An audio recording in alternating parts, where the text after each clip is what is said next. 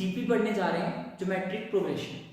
ठीक है, अभी तक हमने एपी के कॉन्सेप्ट डिस्कस किए हैं और उसके बेस्ड क्वेश्चंस किए हैं, और आई होप कि आपने भी मॉड्यूल में से एंड आर शर्मा में से एपी वाला चैप्टर कंप्लीट कर लिया होगा।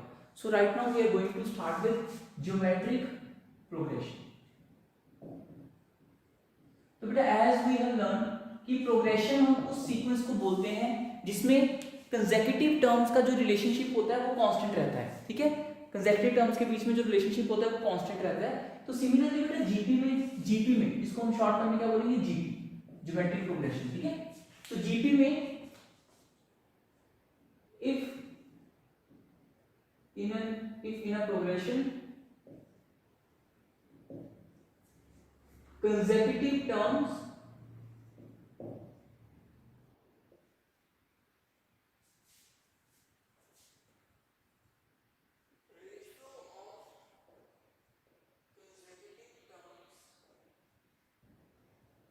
is constant, तो हम उसको जीपी बोलेंगे। So how this GP looks like, तो जैसे कि बेटा आप देख सकते हो 2 4 8 16 32, you can say this is GP. ये क्यों जीपी है बेटा, क्यों ये ज्योमेट्रिक प्रोग्रेशन है?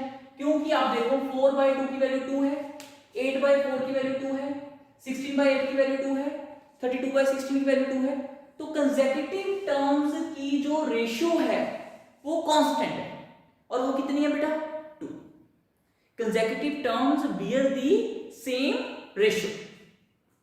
क्लियर है बात, आपको समझ आ गया बेटा? तो तब इसको हम जीपी बोलेंगे। तो जैसे कि मैं आपको एग्जांपल देता हूं, 2 1/2 1/8 एंड सो ऑन। तो बेटा इज दिस जीपी, क्या ये जीपी है? यस, ये भी एक जीपी है। क्यों? क्योंकि आप देखो -12/2 करो तो आंसर क्या आ गया, -1/4। 1/8 बाय -12 करो तो भी आंसर -1/4 आ गया। -1/32 बाय 1/8 करो तो भी बेटा आंसर -1/4 आ गया। सो यू कैन इजीली सी कि जो रेशियो आ रही है कंसेक्यूटिव टर्म्स की वो क्या आ रही है, कांस्टेंट आ रही है, और वो कितनी आ रही है, -1/4 in each of the case. So that's why this progression is also GP.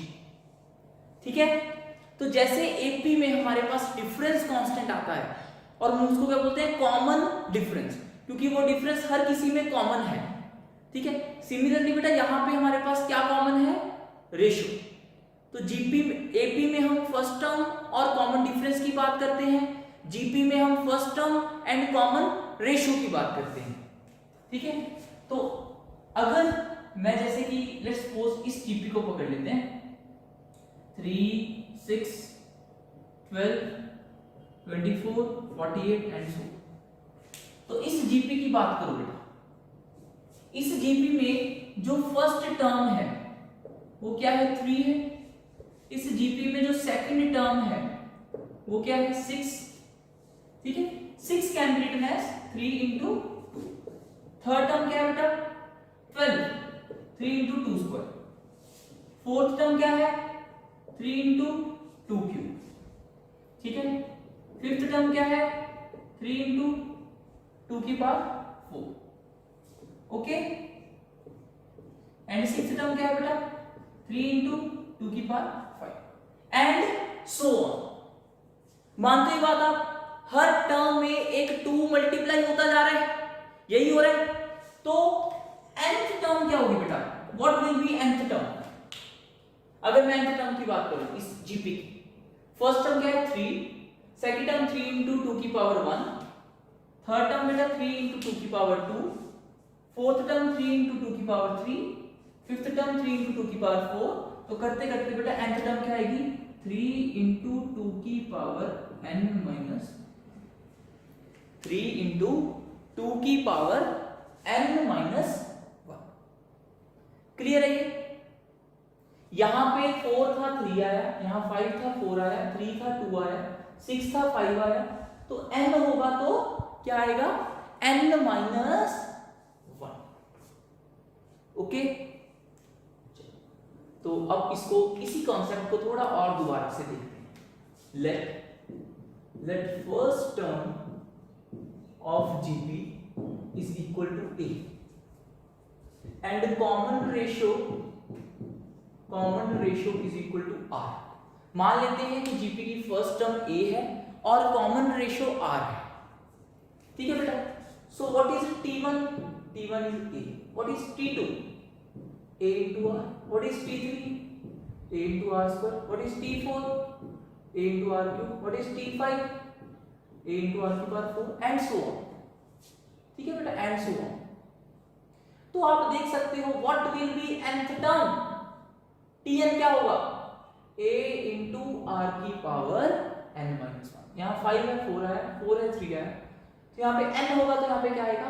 n minus 1। So nth term of GP is equal to A into R की पावर n minus 1। AP की nth term क्या होती थी बेटा? A plus n minus 1 into D। GP की nth term क्या होती है? A into R की पावर n minus, ठीक है, क्लियर है। तो इसी के बेस एक छोटा सा क्वेश्चन की बात करते हैं, ठीक है। हमारे पास एक जीपी है,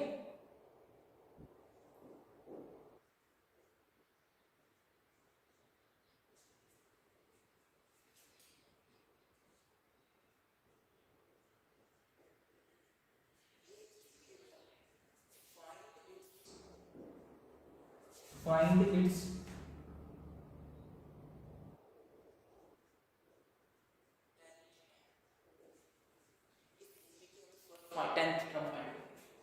सबसे पहले तो यू शुड बी कन्विंस्ड कि दिस इज जीपी। सबसे पहले तो ये सोचना है कि क्या ये जीपी है या नहीं है। सबसे पहले तो हमें वो सोचना पड़ेगा बेटा। तो बताओ क्या ये जीपी है? -8/2 कितना हो गया? -4, 32/-8 -4 -128/32 -4। तो आप देख सकते हो कंसेक्यूटिव टर्म्स की जो रेशियो आ रही है वो हर केस में कितनी आ रही है? -4 आ रही है। तो what is R? R is -4। What is A? A is 2। What is T10? A into R की पावर 9। A कितना बेटा? 2। तो आ गया -2 की पावर 18। यहाँ से आ गई, 1 यहाँ से आ गई, तो 18 + 1 आंसर क्या आ गया? क्लियर है। तो हमने अभी अभी क्या निकाला है? हमने अभी अभी जीपी की 10th टर्म सॉल्व की है।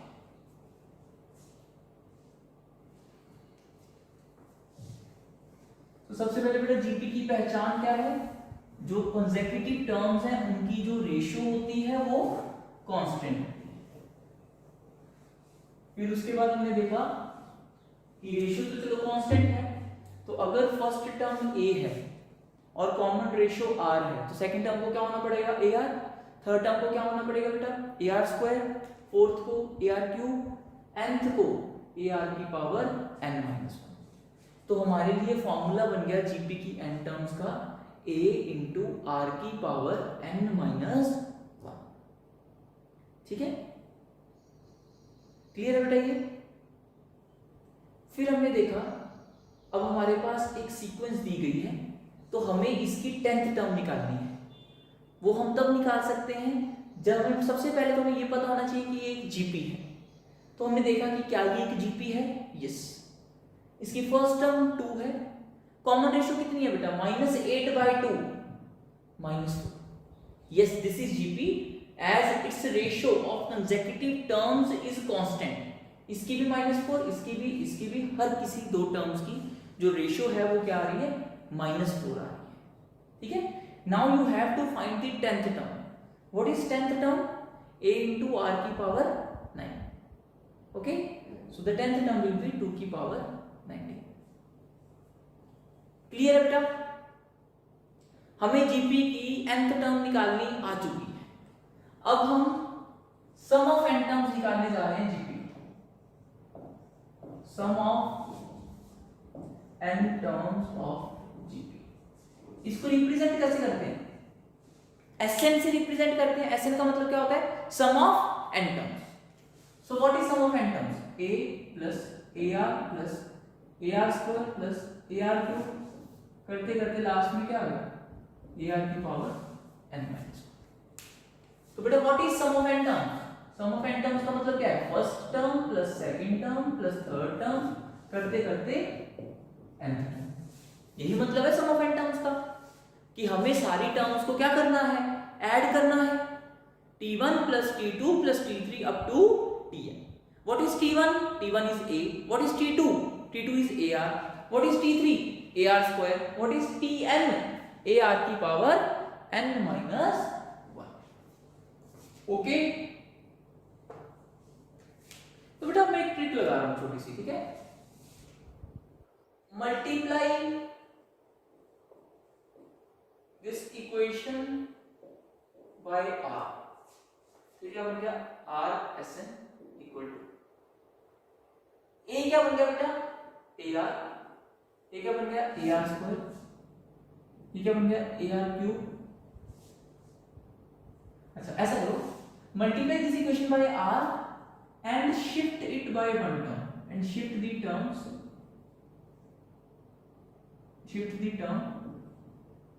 right side। इसका मतलब क्या है बेटा? इसका शिफ्ट का मतलब सिंपली यहाँ पे कुछ भी नहीं है, बहुत ही इजी है। शिफ्ट का मतलब सिंपली है कि अगर मैं 1 प्लस 2 प्लस 3 लिख रहा हूँ, क्या मैं उसको 1 प्लस 2 प्लस 3 लिख सकता हूँ? कोई फर्क तो नहीं पड़ेगा। तो इस इक्वेशन को बेटा हमने r से मल्टीप्लाई करना है। अगर आप इसको r से मल्टीप्लाई करोगे तो a क्या बन जाएगा? ar। ar क्या बन जाएगा? ar square. ar स्क्वायर क्या बन जाएगा? ar cube and so on. यहां पे क्या था बेटा? ar की पावर n-2 था। ar की पावर n-2 क्या बन जाएगा? ar की पावर n-1। और ar की पावर n-1 क्या बन जाएगा जब आप इसको r से मल्टीप्लाई करोगे? a इंटू r की पावर। ओके, तो बच्चे अब हमारे पास दो इक्वेशंस हैं। This is equation 1, this is equation 2, ठीक है? Sn की वैल्यू बेटा क्या आ गई? First term plus second plus third plus fourth up to nth term. अब ऐसी चीज को सॉल्व करने के लिए हम क्या करते हैं? हम अपनी इक्वेशन को दोनों साइड r से मल्टीप्लाई कर देते हैं। तो बेटा a क्या बन जाएगा? ar क्या बन जाएगा? ar स्क्वायर क्या बन जाएगा? ar cube. करते करते बेटा ar की पावर n-1 क्या बन जाएगा? ar की पावर n। ओके,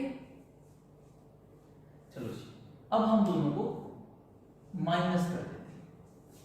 ठीक है, बन गया बेटा Sn into 1 minus r equal to, देखो जब आप इसमें से ये माइनस करो तो कट जाएगा, ये भी कट जाएगा, ये भी कट जाएगा, कट जाएगा, कट जाएगा, बचेगा क्या?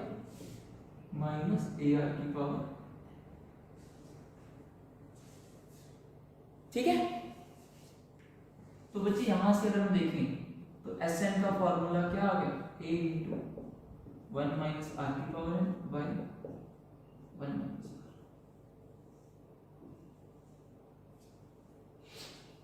Very important, very very important. मैं आपको एक इलस्ट्रेट करता हूं उसको, फिर दोबारा से समझाता हूं ये चीज, ठीक है? तो लेट्स सपोज बेटा we have to take the sum of, let's suppose we want to take the sum of 4 plus 8 plus 16 plus 32 plus 16। मान लो हम इसका सम निकालें प्लस 128। ओके, तो मैंने आपको क्या बताया कि सबसे पहले तो कॉमन रेशियो 2 है तो 2 से मल्टीप्लाई, 2s। ये क्या बन गया? 4 क्या बन गया बेटा? 8। इसको एक टर्म 8 को यहां लिखने की बजाय यहां लिख दो, कोई फर्क तो ना पड़ता है। 8 क्या बन गया? 16, 16 क्या बन गया? 32, 32 into 2 64, 64 into 2 128, 128 into 2 256। ठीक है बेटा, अब दोनों को कर दिया माइनस, क्या बन गया? माइनस Sn इक्वल टू 4, ये कट गया बेटा सारा, माइनस 256। Sn की वैल्यू क्या आ गई बेटा? 256 माइनस 2। ठीक है, ये जस्ट मैंने आपको एक एग्जांपल लेके इलस्ट्रेट किया है ताकि आपको समझ आ जाए कि हम कर क्या रहे हैं। तो बेटा देखो दोबारा से इसको समझा रहा हूं आपको। सो ऐसी इक्वेशन को सॉल्व करने के लिए हम क्या करते हैं, हम r से मल्टीप्लाई कर देते हैं, तो a क्या बन जाएगा, ar क्या बन जाएगा, ar स्क्वायर क्या बन जाएगा, ar क्यूब, ar की पावर n माइनस क्या बन जाएगा, ar की पावर n, और हर टर्म को एक यूनिट शिफ्ट करके लिख दिया गया। ऐसा करने से जब आप दोनों इक्वेशंस को माइनस करोगे तो ये इससे कट जाएगा, ये इससे, ये इससे, ये इससे, बचेगा क्या, a माइनस a r की पावर। तो Sn की वैल्यू क्या आ गई, a इंटू 1 माइनस r की power n by 1 minus r। ये किसका फॉर्मूला है बेटा, ये सम ऑफ n टर्म्स का फॉर्मूला है, a इंटू 1 माइनस r की power n by 1 minus, okay. n क्या है बेटा, नंबर ऑफ टर्म्स, a क्या है फर्स्ट टर्म, r क्या है कॉमन रेशियो। तो you must have to memorise this formula, ठीक है, नोट इट डाउन। इसी फॉर्मूले को मैं थोड़ा सा और एक्सटेंड कर रहा हूं। लेट्स सपोज मैं आपसे डिस्कस करना चाहता हूं सम ऑफ इनफाइनाइट टर्म्स ऑफ जी, ठीक है बेटा। अगर बेटा मेरी कॉमन रेशियो का मॉड 1 से बड़ा है तो Sn की वैल्यू क्या आ गई, मान लो फर्स्ट टर्म मेरी 2 है, लेट्स सपोज मैं एग्जांपल ले रहा हूं, ठीक है, फर्स्ट टर्म 2 है, कॉमन रेशियो भी 2 है, तो 4 8 16 32 एंड सो। तो ये इनफाइनाइट तक चल रहा है बेटा, means you have infinite terms in this expression. So अगर आपके पास बेटा इनफाइनाइट टर्म्स है, s infinity you are calculating, मतलब sum of infinite terms of this g, तो आप दिमाग लगा के बताओ मेरे को कि इसका आंसर क्या है। ये तो बड़ा बड़ा होता जा रहा है, तो सम भी बड़ा बड़ा होता जाएगा, तो सम भी बड़ा बड़ा होता जाएगा, मतलब किसको टेंड करेगा, infinity. Answer will be infinity. फॉर्मूले से भी देखते हैं तो Sn क्या है, a इंटू 1 माइनस r की power n by 1 minus r की power infinity by 1 minus r। So क्योंकि बेटा r 1 से बड़ा है, क्योंकि r 1 से बड़ा है, 1 से बड़े नंबर की power infinity greater than 1 number की पावर इंफिनिटी का आंसर क्या होता है, इनफाइनाइट। तो sum of infinite terms in case r is greater than 1, or you can say mod r is greater than equal to 1, so in that case you will have infinite sum। infinite terms का sum भी क्या होगा, infinite होगा, ठीक है बेटा। Second case कर लेते हैं, जब r का मॉड 1 से छोटा है, जैसे कि मैं एग्जांपल दूंगा आपके साथ, ऐसे इंफिनिटी लेता हूं, 1 plus half plus 1 by 4 plus 1 by 8 plus 1 by 16 plus 1 by 32 plus 1 by 64 and so. बेटा देखो 1 में हाफ ऐड हुआ, फिर उससे कम ऐड हुआ, फिर उससे कम ऐड हुआ, फिर उससे कम ऐड हुआ, तो ये जो बाकी चीजें ऐड हो रही हैं वो धीरे धीरे कम होती जा रही हैं, तो इनका जो सिग्निफिकेंस है वो बहुत ही कम है हमारे पास। जो आगे वाली टर्म्स हैं उनका सिग्निफिकेंस हमारे लिए बहुत ही ज्यादा कम है, ठीक है। तो इसलिए इस क्वेश्चन में जो आंसर आएगा वो कुछ आ सकता है, इसका आंसर इंफिनिटी नहीं आएगा, because series is converging. Series हमारी जो है वो एक वैल्यू की तरफ टेंड कर रही है। देखो 1 प्लस हाफ 1.5 प्लस 0.25 1.75 प्लस 1/8, तो करते करते बेटा देखो ये कभी 2 भी नहीं पहुंच रहा, ये और कम होता जा रहा है और कम होता जा रहा है। तो इस केस में we will have some value, इस केस में ये वाला हाल नहीं होगा कि इंफिनिटी आंसर आ गया। व्हाई, बिकॉज टर्म्स जो है वो कन्वर्ज कर रही हैं, टर्म्स छोटी होती जा रही हैं, ठीक है। तो अब इस चीज को फॉर्मूला की तरफ से फील करते हैं। What is S infinity, a into 1 minus r की power n by 1 minus r, ठीक है। अगर बेटा r 1 से छोटा है लेस देन 1 की पावर इंफिनिटी। आपको पता है लेस देन 1 का नंबर कोई भी मान लो बेटा, पॉइंट मान लो, पॉइंट 1 की पावर 2 करो 0.01, पॉइंट 1 की पावर 4 करो 0.001। सो पॉइंट 1 की पावर इंफिनिटी, पॉइंट 1 की जितनी पावर बड़ी करते जाओगे उतना आंसर लगभग 0 होता जाएगा। तो जो भी नंबर हमारे पास x की power infinity is equal to is nearly equal to 0 if x belongs to -1 to 1। अगर x बेटा -1 से 1 में होता है तो उसकी पावर इंफिनिटी का आंसर नियरली क्या होता है 0। तो ये आ गया बेटा, ये 0 हो गया, आंसर आ गया a by 1 minus r। Very very important, very very important.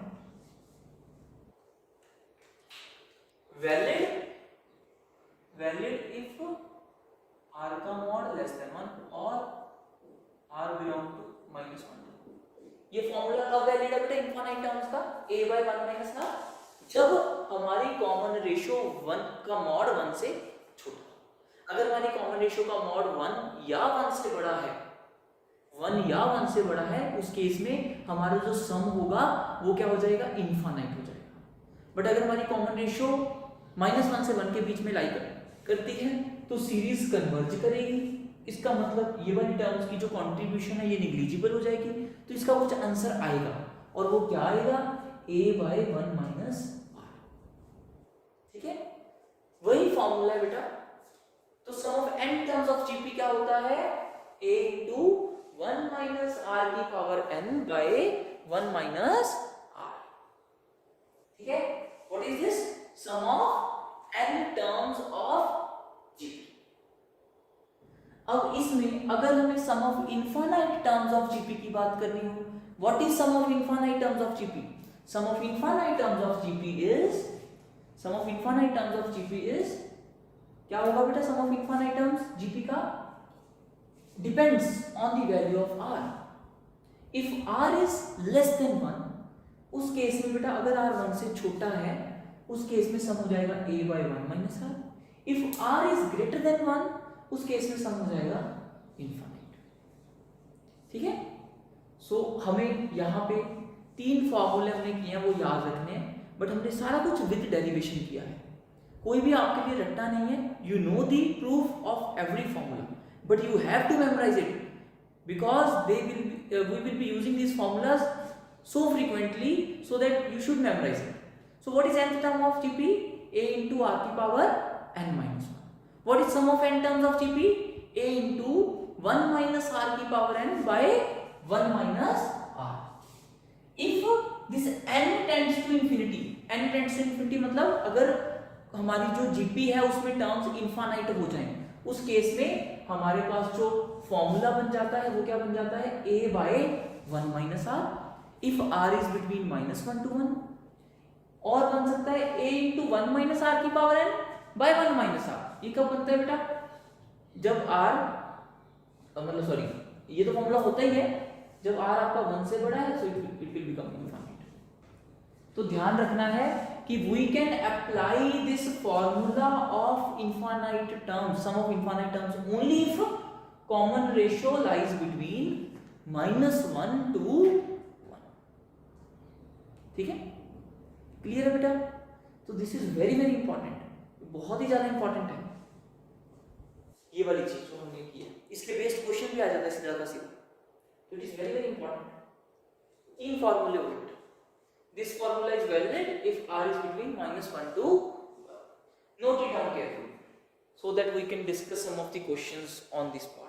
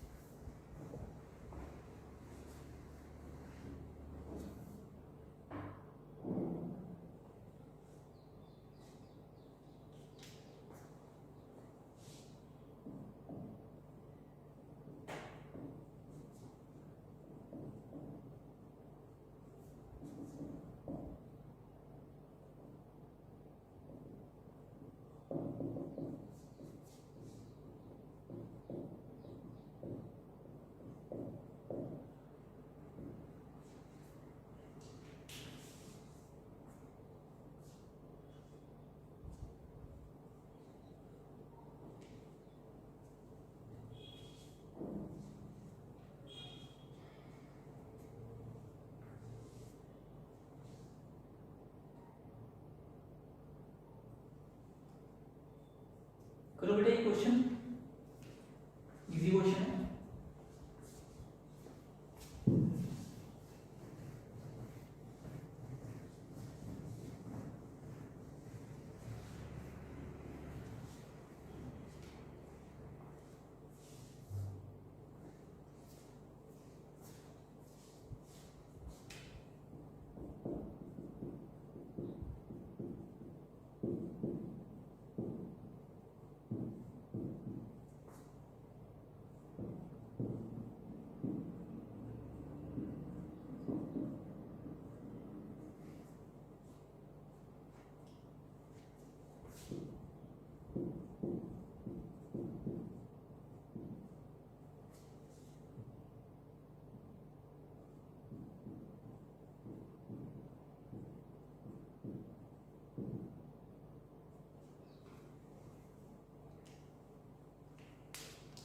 ठीक है, तो बेटा it is given to us in the question that third term is 2.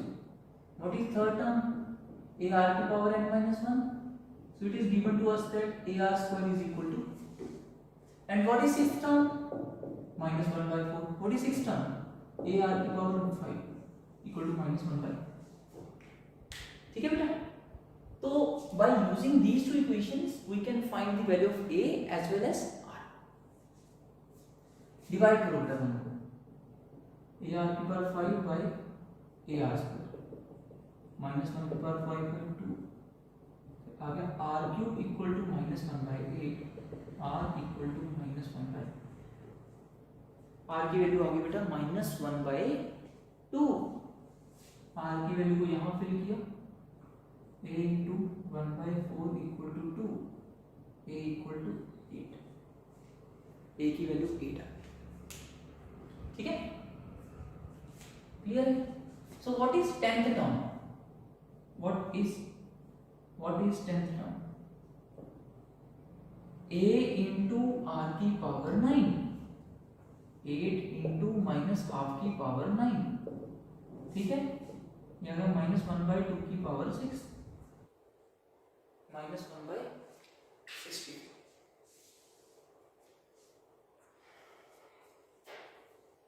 Okay,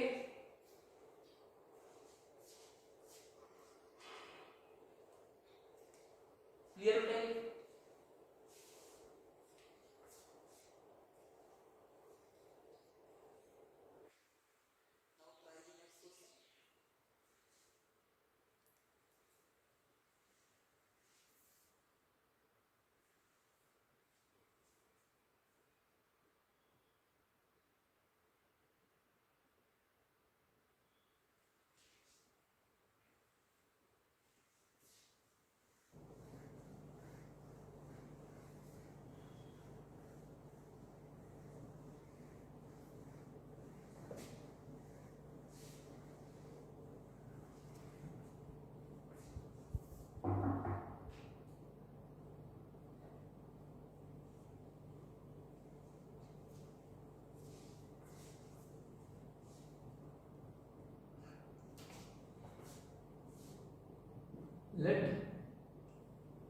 let first term is a,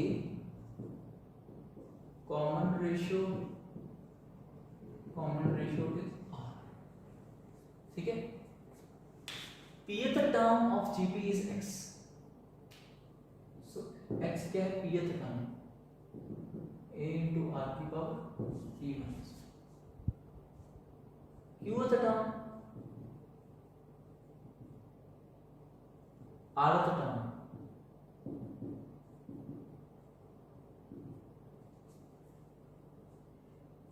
ठीक है बेटा, इज दिस क्लियर?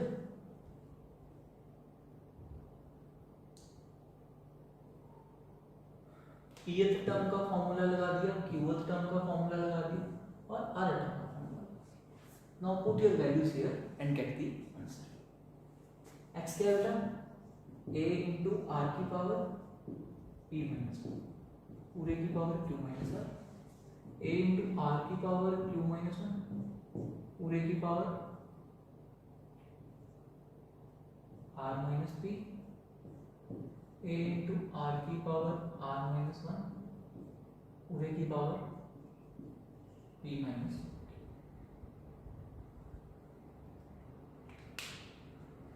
ठीक है, clear है? ये a की पावर क्या बन गई, q minus r plus r minus p plus p minus P.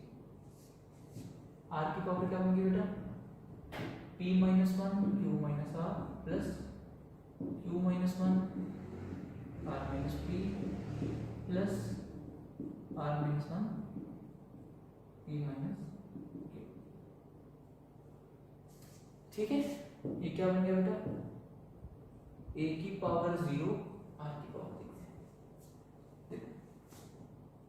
P q minus p r minus q plus r plus r q minus p q minus r plus p plus p r minus r q minus p plus q. बेटा आप देख सकते हो p p से cut गया, q q से cut गया, r r से कट गया, आर क्यू से कट गया, पी क्यू से कट गया, पी आर से कट गया, से बन गया a की पावर 0 इंटू r की पावर 0, नेट आंसर इज 1। ठीक है, तो हमने सबसे पहले pth टर्म निकाली और बोल दिया कि that is equal to x, फिर हमने qth टर्म निकाली and that is equal to y। ठीक है, फिर r टर्म निकाली that is equal to z। फिर बेटा फिर हमने x y z की जो वैल्यूज आई हैं उनको क्वेश्चन में सब्स्टिट्यूट किया, तो देखा कि a की पावर समथिंग इनटू a की पावर समथिंग इनटू a की पावर समथिंग। आपको पता है अगर सेम नंबर की कुछ पावर्स हो तो सारी पावर्स आपस में ऐड हो जाती हैं। r की पावर क्या है, this into this plus this into this plus this into this. So net answer is a की पावर 0 इनटू r की पावर 0।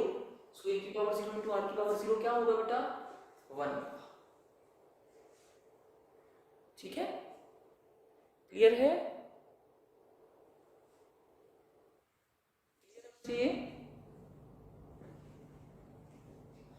अब हम डिस्कस करने जा रहे हैं, इसको नोट डाउन कर लो पहले आप अच्छे से, प्रॉपर्टीज ऑफ जी। फर्स्टली इसको अच्छे से नोट डाउन कर लो जो भी हमने अभी तक किया, फिर उसके बाद डिस्कस करते हैं properties of ji.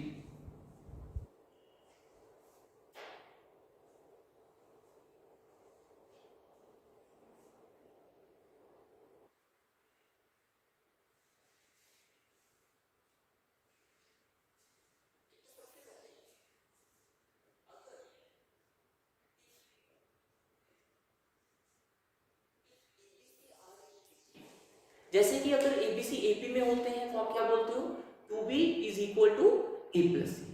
Similarly if ABC are in GP, अगर ABC बेटा GP में होंगे तो आप क्या बोलोगे, B by A is equal to C by. जो A और B की कॉमन रेशियो होगी वही C और B की होगी। तो दोनों से हमारे पास क्या आ गया, B square equal to AC। ठीक है, क्लियर है? तो ये हमें रिलेशन याद रखना बहुत ज्यादा इंपॉर्टेंट है। कब बेटा, जब तीन नंबर्स जीपी में होते हैं तो मिडिल टर्म की square equal to first term into last.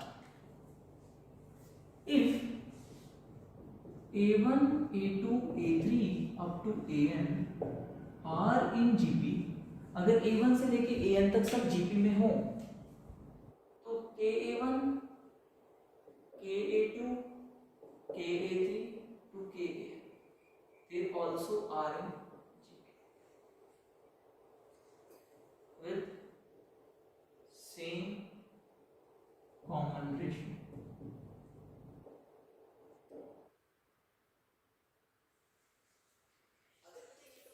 a1 a2 a3 up to an GP में, तो आपको पता है इसकी कॉमन रेशियो क्या है, a2 by a1 a3 by a2, it is equal है ना। तो सिमिलरली अगर आप इस पूरी टर्म पूरी सीरीज को k से मल्टीप्लाई कर देते हो तो ये क्या बन जाएगा, ka1, ये क्या बन जाएगा ka2, ये ka3, an क्या बन जाएगा बेटा, kan। तो भी जो बेटा n की n टर्म्स होंगी they all will be in GP, क्योंकि आप देख सकते हो कि इन दोनों टर्म्स की जो रेशियो है वो क्या आ रही है, a2 by a1 इन दोनों टर्म्स की रेशियो के तो पड़ जाएगा a3/a2, करते करते सबकी जो रेशियो है वो सेम है। सो अगर a1 से लेके an तक जीपी में है तो अगर हम उसको किसी कांस्टेंट k से मल्टीप्लाई कर देंगे तो भी जो हमारी सीक्वेंस है वो जीपी में ही रहेगी। बट अगर हम बेटा कुछ ऐड कर देंगे फिर वो सीक्वेंस जीपी में नहीं रहेगी, ठीक है, क्योंकि आपकी जो रेशियो है वो अलग अलग होगी, अलग अलग टर्म्स की अलग अलग रेशियो होगी, ठीक है बेटा। जैसे अगर आपको एपी में 3 टर्म्स एज्यूम करते टाइम आप क्या क्या एज्यूम करते थे, एक a प्लस डी, एक a माइनस डी, एक a प्लस डी, ऐसे बताओ 3 टर्म्स इन जीपी को क्या एज्यूम कर सकते हैं, 3 terms in GP can be assumed as, 3 terms in GP can be assumed as, क्या क्या एज्यूम कर सकते हैं बेटा 3 टर्म्स को जीपी में, a बाय आर a, ठीक है, a by r a r. आप देख सकते हो इन दोनों टर्म्स की जो रेशियो है वो क्या है r, a r और a की रेशियो भी r है, तो इन तीनों टर्म्स की जो रेशियो है वो r है, ठीक है। तो हम 3 टर्म्स जीपी में क्या एज्यूम कर सकते हैं, a by r a and a r। Similarly बेटा अगर हमें 4 टर्म्स एज्यूम करनी है जीपी में तो क्या एज्यूम करेंगे,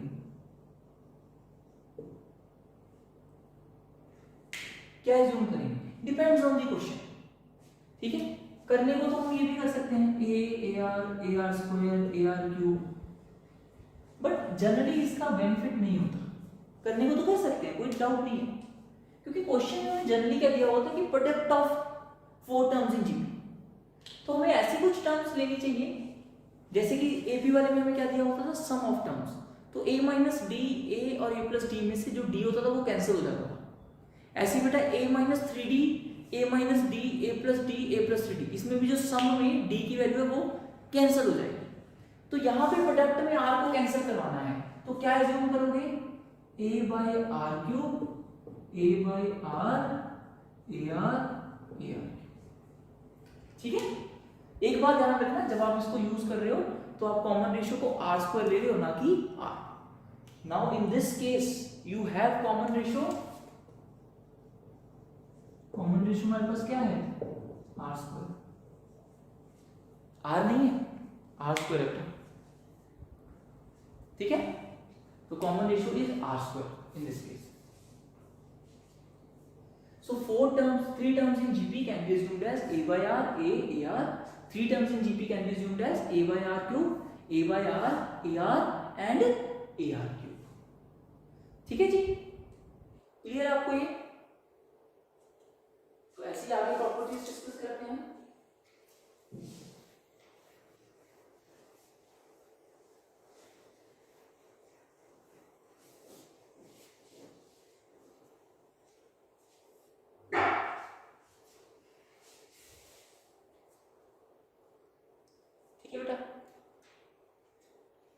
सो फोर्थ प्रॉपर्टी है हमारे पास, product of terms of GP equidistant from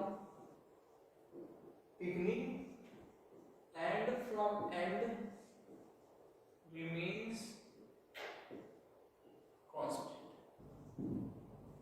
ठीक, इसका मतलब क्या है बेटा, जैसे कि first term into nth term जो है वो second term into n minus 1 term होगी, वही third term into n minus 2 term होगी एंड सो। ऐसा क्यों हो रहा है बेटा, आप सोच के देखो, एक r आपने बढ़ाया, एक r कम हो गया, बात तो सेम रही ना। तो product of terms of GP equidistant from beginning and from end remains constant, ठीक है। If a1, a2, a3 and so on are in GP, तो log a1, log a2, पहले 3 के लिए बात कर लेते हैं कि अगर a1, a2, a3 GP में है तो जो log उनके अगर हम log ले लेंगे तो वो AP में हो जाएंगे, ठीक है बेटा। What is the proof? a2 square equal to a1 into a3, दोनों साइड log ले लो, log a1 log a1 into log a1 a3, ठीक है, बन गया बेटा 2 log a2 equal to log a1 plus log a3, ठीक है। तो ये किसकी प्रॉपर्टी होती है, 2b is equal to a plus c. इसका मतलब बेटा log a1 log a2 and log a3 they are in, ठीक है। अगर a1 a2 a3 जीपी में है तो log a1 log a2 log a3 इसमें है, एपी में है, हमने प्रूव भी कर दिया। तो these are the some basic properties of GP. तो आज हमने जीपी के बहुत ही बेसिक्स डिस्कस किए हैं, जिसमें जीपी का nth टर्म, जीपी का सम का फॉर्मूला, जीपी की बेसिक प्रॉपर्टीज। इसके बेस्ड आप जीपी के जो बेसिक क्वेश्चंस हैं फ्रॉम एडिशन का वो अटेम्प्ट कर सकते हैं। जो नेक्स्ट लेक्चर होगा वो प्योरली हमारा जीपी के ऊपर रहेगा, उसमें हम जीपी के सारे डिफरेंट टाइप के क्वेश्चंस को और सॉल्व करेंगे। तो then you will be able to complete the part of GP. Okay बेटा।